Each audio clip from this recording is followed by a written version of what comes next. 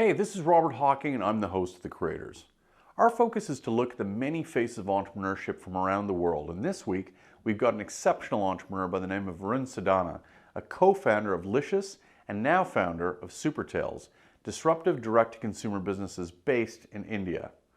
Varun and the team managed to break through to the holy grail of tech ambitions by creating the first direct-to-consumer unicorn, meaning a company with $1 billion valuation, by building Licious.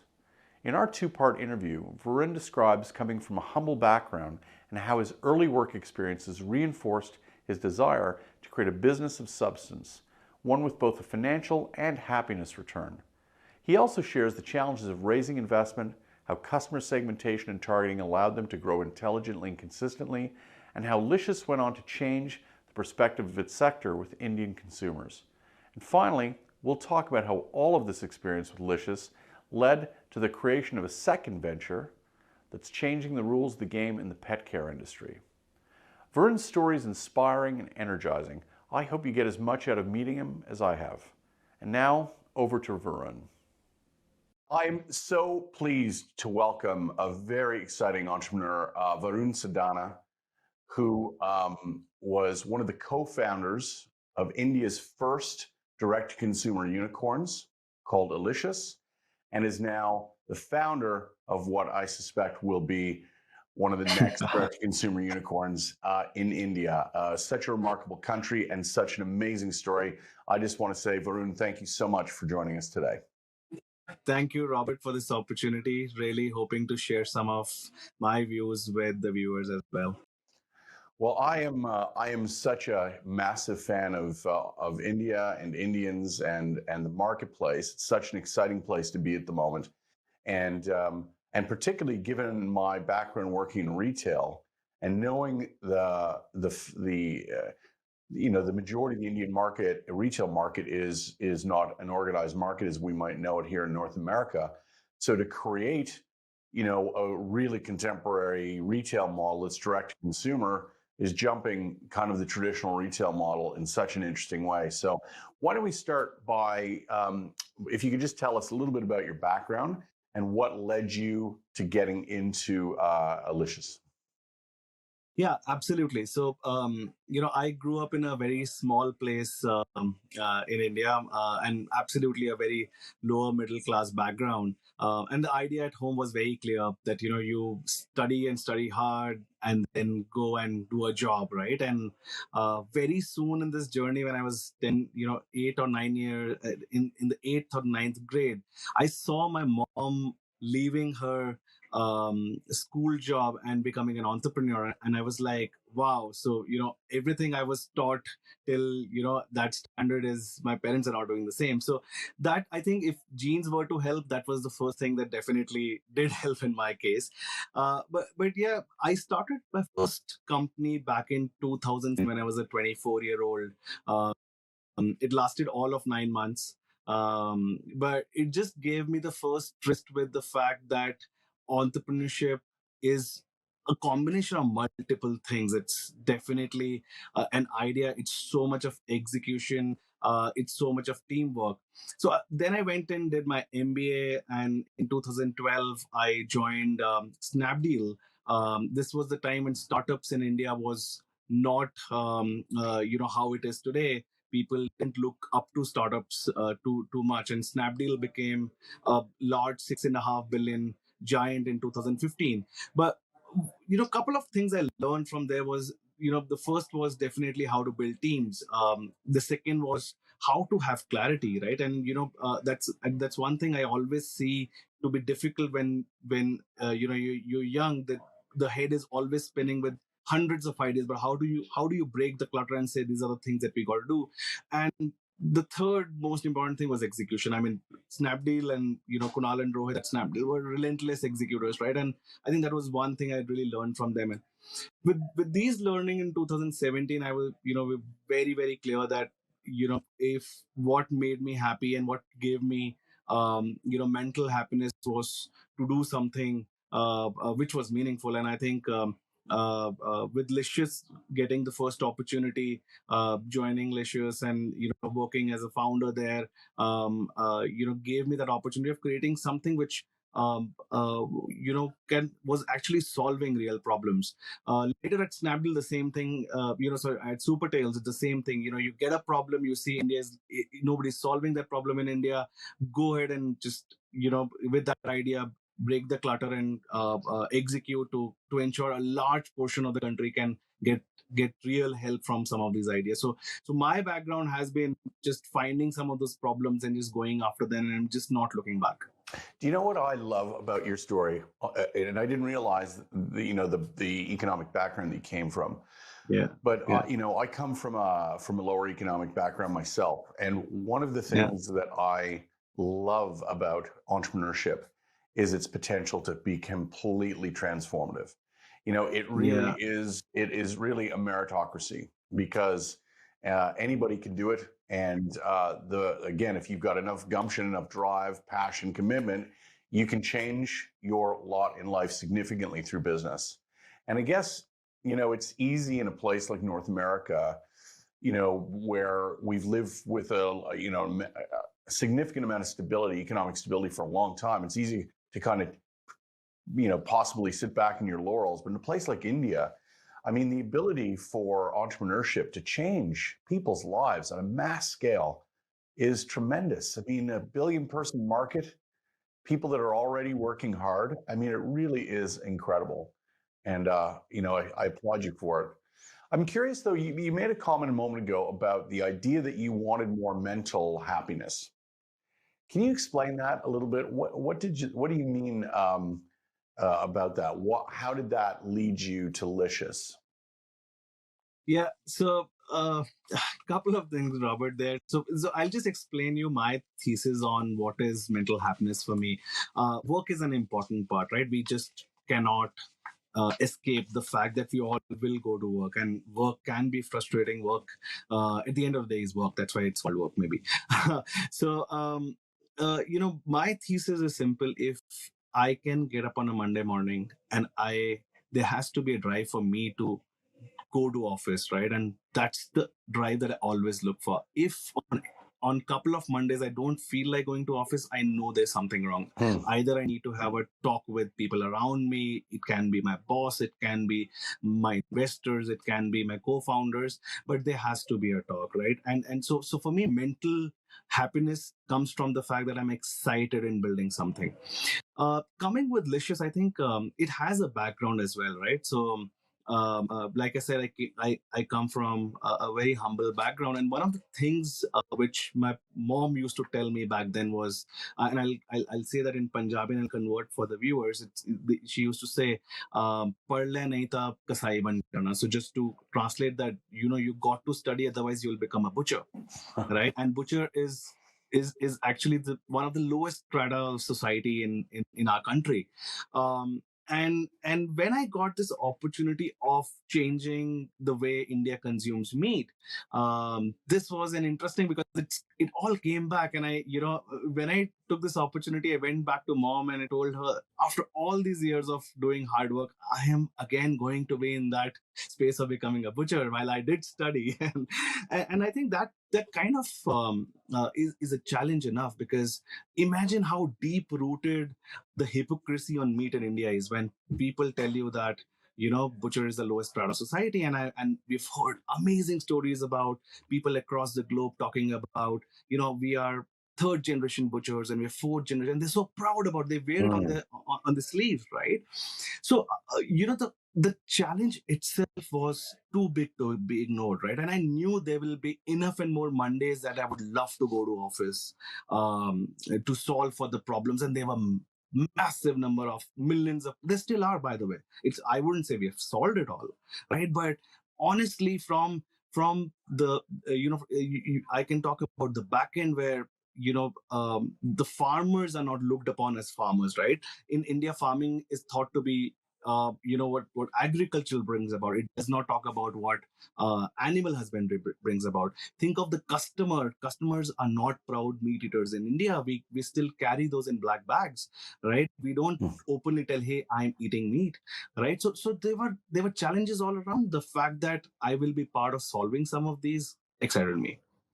So tell us, before we go too much further, to just Tell us what Licious does for people that obviously won't know it.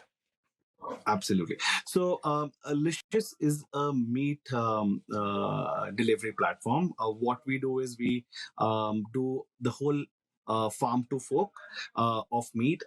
It might sound as if it's a solved problem in across the globe, but in India, almost 99% of the meat that gets sold is unorganized. What happens is basically there are these street shops where the live chicken or goat comes in and they are cut in front of the customer and they're given to the customer. So you can imagine a typical semi-tropical country. You can imagine a noisy road and a dusty road and a shop being there.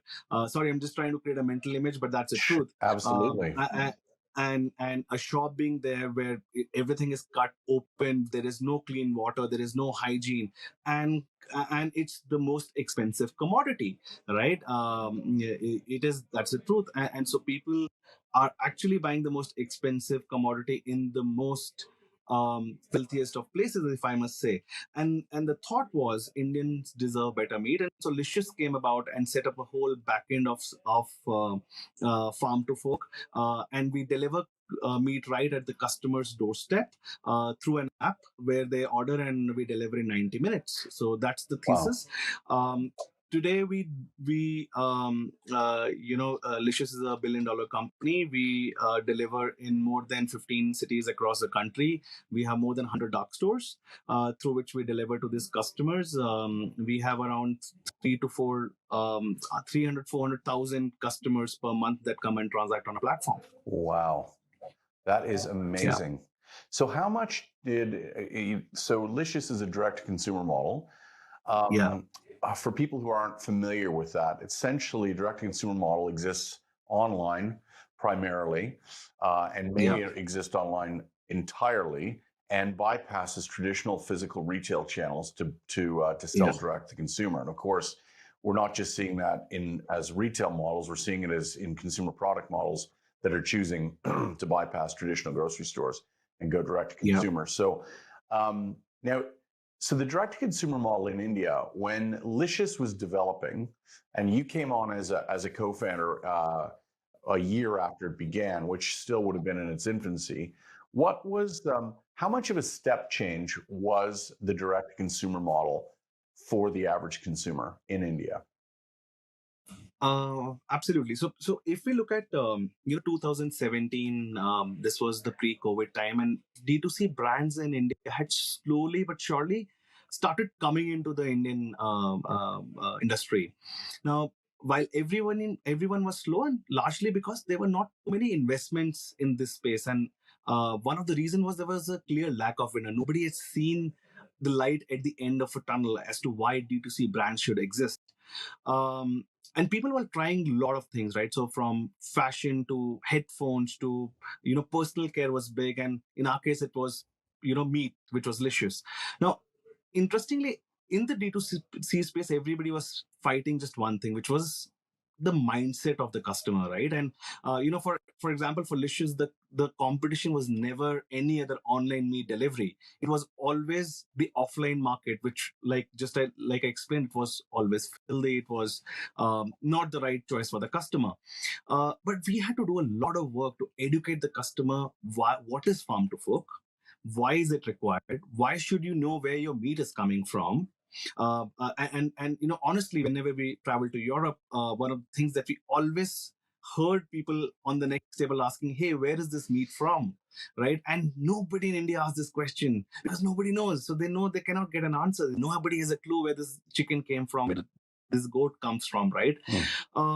At the same time, it was not just with meat, right? If you look at personal care companies, who were they fighting? They were fighting the age-old trust that was built by Unilever and P&G, right? And how were Unilever and P&G selling these products? They were basically getting the best Bollywood fit models to endorse it, and practically that was the only USP. The day a company decided that they need to educate the customer, create a USP, that was the day they were ready to go the long haul, break the clutter, and walk into something, as I would say, a new D2C model, right? They were reaching the customer directly. They knew who the customer was. Why was the customer buying that product? Now, when we look at traditional companies, they actually just sell to wholesalers or retailers, right? There is practically little customer data for them to get a feedback why a product is working or not working. For D2C companies, all this was available, and the good ones who were able to break the clutter worked it out customer backward always, and I think that was the winner, and that's how the things start changing. Come COVID, obviously things change a lot because people had more time to figure out, people had more time to take more information, and with recently some of these companies like Licious becoming $1 billion company, it has given a lot of more I would say confidence to investors as well as confidence to new D2C brand, that if they're able to follow the playbook which now seems to get created, they will come out being a winner. So I'm curious, and I just want to clarify as well for people watching our interview, um, the target audience you were aiming at, because I think sometimes people from the outside can think of India as a fairly poor country, but that was not the target audience you were aiming at, was it? Yep. That's true. So, we do have the maximum number of billionaires in Asia from this country as well. Yes, it's true. A large part of the country is poor. There's no doubt. We are national. We are a $3 trillion economy. It's a large country with 120 billion people as well. Not the 1 million, sorry. Now, in our case, the target audience was obviously the people in the metros. And interestingly, because we are a large country, there's a large customer base which sits out of the 4 metros that we have, which is Delhi, Bombay, Bangalore, Chennai, and actually the 5th one, which is Calcutta. So we do have a large customer base which also sits around. Now, because it's a large country, there's a lot of immigration that has happened within the country itself, right? So people from Delhi come to Bangalore for jobs, from Bangalore go to Delhi for jobs, and there's a lot of people from the rural coming to the urban as well. Now they have left their homes, right? And so they are in lookout for convenience. They have started earning. They're looking for something which is clean. Our overall GDP has been increasing very, very quickly, and hence obviously India is in the news for the right reasons for the last at least 2 decades. Now, we were very clear that there were a large set of people who were looking to upgrade their lives, and hence the whole revolution on the Amazon and the Flipkarts of the world side, which are large players on the e-commerce side. Now, when it comes to meat, like I said, it's the most expensive commodity, right? But it's inherently a large part of the meal in India.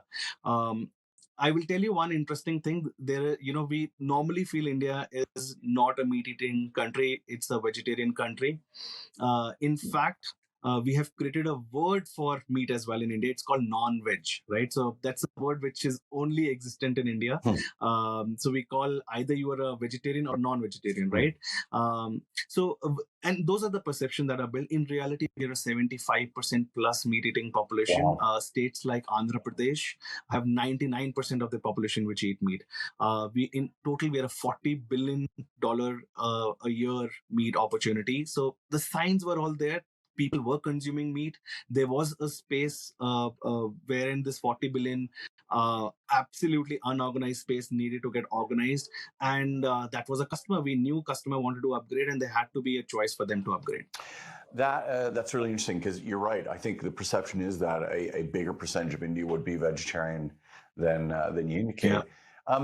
I'm curious then, how was the business initially formed, and what was the funding model?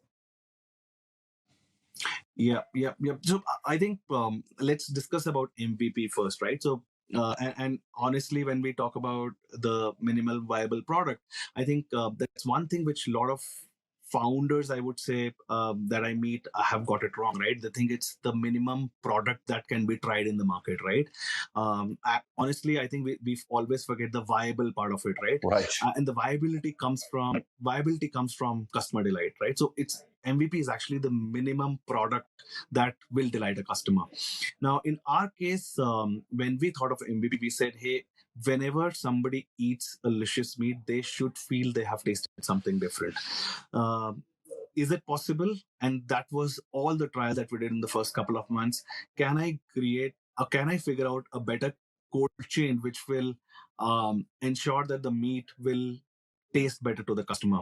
It meant it had to have a better bite. It meant it cannot smell. It should not smell, which also meant that for the customer they should feel it's softer, right? And those were the attributes which, when we took to some of the academic research and some of the practical research, because breeds can be different across the country, we figured out it can be solved by getting the right animal of the right age, of the right weight, right? And once we figured that out, we said the meat should do all the talking, right? There should not be anything else which should come in the way. Uh, the second part of the problem, which when we talk about MVP, was we figured out the customer was buying this in black bags, right? And there are four things in India which sell in black bags, right? One is condoms, one is sanitary napkins, one is alcohol, and the fourth is meat, right? And interestingly, we said we have to get meat out of this black bag. So we need to make Indians proud meat eaters. So with all this customer research, our MVP was very clear. We need to create a product which had better quality. We had to move out of the black bags. And number three, it should be delivered to the customer at home. So a D2C model. In 90 minutes, right? And I think with these three things, we went to the market. Now funding is if you talk about funding strategy, it's a very different ball game, and I'll just take a little bit of time to explain the Actually, situation here, right? So Varun, yeah, if I can, just before we get into the funding model, I think yeah, I just want to yeah, really emphasize that point you made, because I think it's so true. Is that there's a difference between yeah, the minimum product getting out there versus the minimum product that will delight a customer. It's absolutely true. I correct, wondered though, when you yeah, originally went to market with your MVP, what was the size of the yeah, market area that you were serving initially? yeah. So so now we're talking about what was the GTM, right? And when we were doing GTM, um, considering what model we had, right? So one of the things that we wanted to be sure about is, can we delight a set of customers, and can we win that part of the market? So this is what we call as a micro market strategy. Now, a micro market strategy for us, you can assume a locality, or it's like a 10 square kilometer area, right? So it will be something like a 7.5 square miles area. And we said in this is a population which is exactly our TG. This is our target segment. This is a segment which earns well. This is a segment which is happy to try out new products. Now, can I do a lot of offline events? Can I do a lot of offline activations where I'm able to reach, let's say 50% of this population who know about something which is called as Licious? Once I win one market, there will be a lot of word of mouth, and hence I'll start adding new markets, right? So we went with a micro market approach, 10 square kilometers at one time. Every month or couple of months we will launch another area, we'll open a dark store there, and then we'll keep delighting the customer in that area. With this, the first 2 years of our strategy was only in one city, which was Bangalore, right? For the first 2 years of existence, we did not go to any other city. Then in 2017, we launched Hyderabad. In 2018, we launched New Delhi. And after that, obviously, there's no stopping us, right? So, in fact, honestly, when we won Bangalore, or at least we were, 5 out of 10 people in Bangalore in our target segment knew about Licious. We were very scared when we were going to Delhi, because we said, hey, will we take 2 more years to build another city? But this micro market approach, we had created a playbook, right? And that had helped us to scale super quickly, right? And this comes down to what every investor tells you focus, focus, focus initially, get your product right, get that MVP right, and that MVP should be delighting customer. Do not do just a trial, say, hey, let me go back and learn from customer. That should not be the initial thesis. The initial thesis should be the product that I launch should delight customer. And if it doesn't, yes, come back and rework on it. But if we go to the market just saying, hey, let me just do a trial and just figure out what will delight the customer, the product cannot be successful. It will take even much, much longer time. That's great advice. And just to put it into perspective, that initial 10 square kilometer area that you launched in, how many customers how many potential customers existed in that space? All right, so India is a very, very dense country. So we would be talking about a total population of close to I would say 200,000 people, right? Somewhere between 200,000 odd people. And if we assume 75% of, and so if these are 200,000 people, that would mean something around 50,000 households.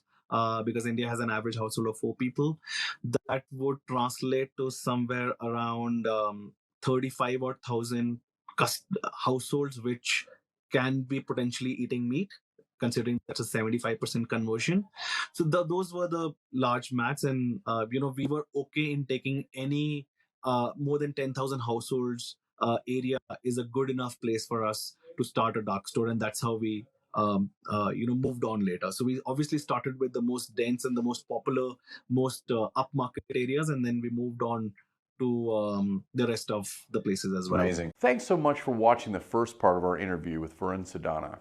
In the second part of our interview, we'll find out more about his first major wins, when he knew he was on the path to success, and the personal meaning he derives from the creation of a successful venture. As always, we'd really appreciate if you'd like this video, and please subscribe for more insight on the humanity we find in business. Thanks for paying attention.